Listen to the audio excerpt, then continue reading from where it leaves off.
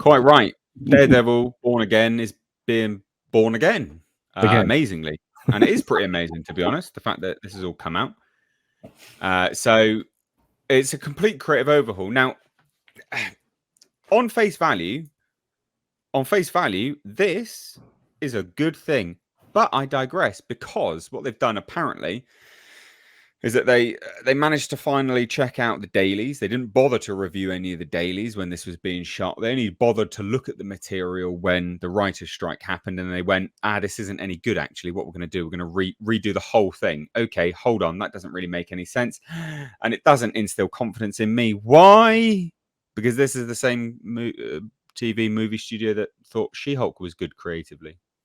So how monumentally bad could Daredevil Born Again have actually been versus what we're going to get? This doesn't fit. I will believe this when I see it. If it's good, it's when I see it. I've got no confidence in this at this time at all. So let's take a look at the article just briefly. Following production pause in mid-June due to the writer's strike, Marvel Studios is planning on bringing in new scribes and directors on Born Again.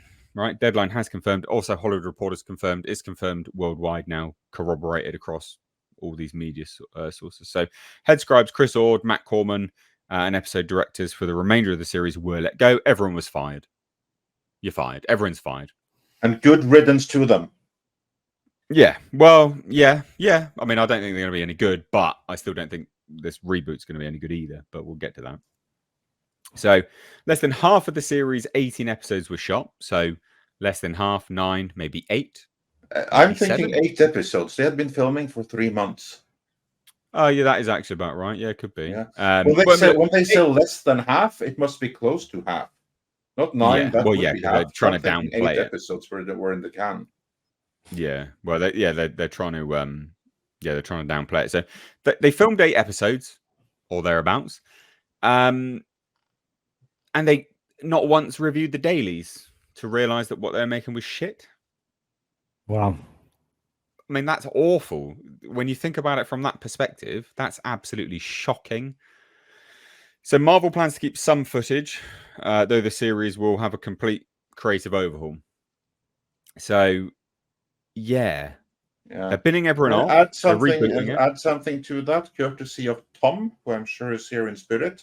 While we were live yesterday, Tom learned something from one of his sources, namely that what they said right there, that they were going to keep some footage. That's a spin and a lie. They're keeping nothing. Complete and total reboot. They're starting all over. I can believe that. Anything else, honestly, would be stupid, because if you are doing this, that means nothing was working. Absolutely nothing was working. Yeah. The entire story was fundamentally flawed from the ground up. So why the hell would you keep anything and be beholden to it? Yeah, well, you weren't even going to be getting Daredevil in the costume until episode 4. Yeah. We've already seen him in the costume. We've seen it. And it was called Born Again because Daredevil had hung up his costume because Foggy Nelson had died. He didn't save him. So he hung up his costume, even though we've seen him in She-Hulk. So it was called Born Again because he was going to fight the power again. He was going to become Daredevil again. But we've already seen him in the costume. We've seen him. You don't need to delay it. What are you doing? And absolutely to add to that, we've even seen him in costume in the Marvel Universe in the hideous yellow costume, which was disgusting and stupid. Well, that ties into what I was going to say, or have already alluded to, is this does not fill me with confidence because, yes, it may be, ladies and gents, that it was garbage before. Absolutely. But this is still the same studio that signed off on She-Hulk and thought She-Hulk was fantastic. Oh, and Eternals. They thought Eternals was fantastic. Need I go on? I mean, there's a whole slew of stuff that creatively they signed off on and said it was absolutely brilliant. No worries.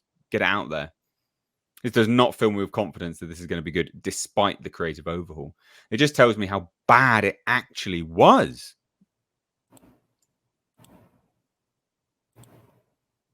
Silence. I've wowed you all.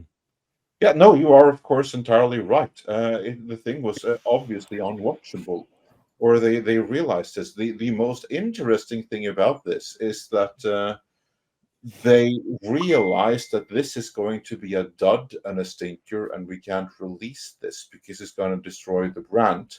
So here they're Mm. doing what they honestly should have been doing with pretty much everything else. They scrapped it and went back to the drawing board.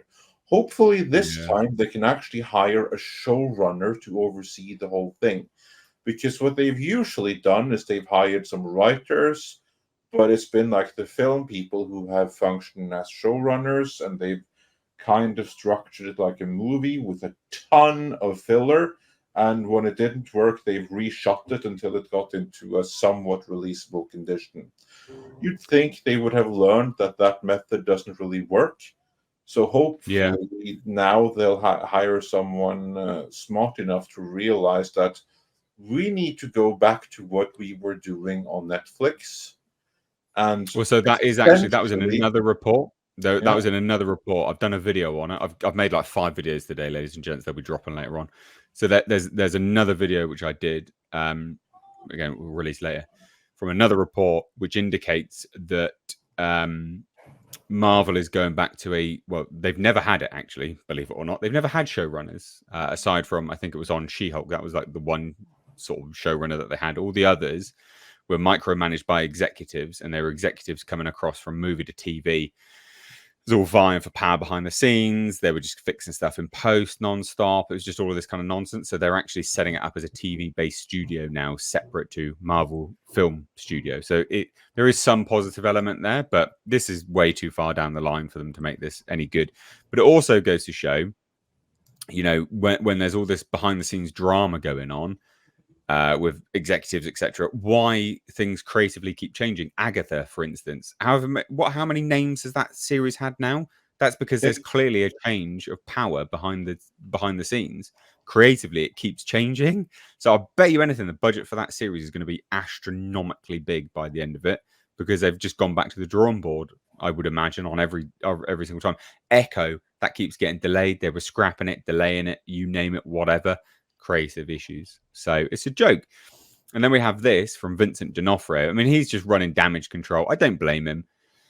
But someone goes, well, now this aged poorly, to a previous tweet. It says, so very excited about Daredevil Born Again. Such an incredible cast and crew. Just finished a big scene yesterday, and it was so intense and wonderful working with 2 other cast members. Wow. We all have a lot to look forward to. We meaning you. And he replied saying, look, unless you really know what's going on, there's a chance you could be wrong about this statement. We are going to bring forward the best series we can, one we can be proud of. Have some trust, my friend. Trust. I'm not hating on Vincent for doing this. I understand he's defending his investment in this show, his paycheck. And I don't hate him. He's being he's also intentionally under vague. contract to only speak about it in the most pleasant terms possible. So yeah, he's doing nothing wrong. He's doing what he's supposed to do. Well, but he says there's a chance you could be wrong. I mean, which also means there's a absolutely chance no you one's could wrong. be right. So in other Well, words, exactly. you're probably right, but there's a chance. There's a small chance. There's a small And so chance. it gets replied to. Not everything shit. It says, you're right. I don't. I'm just going off reports, my personal feelings about this weird new era of television.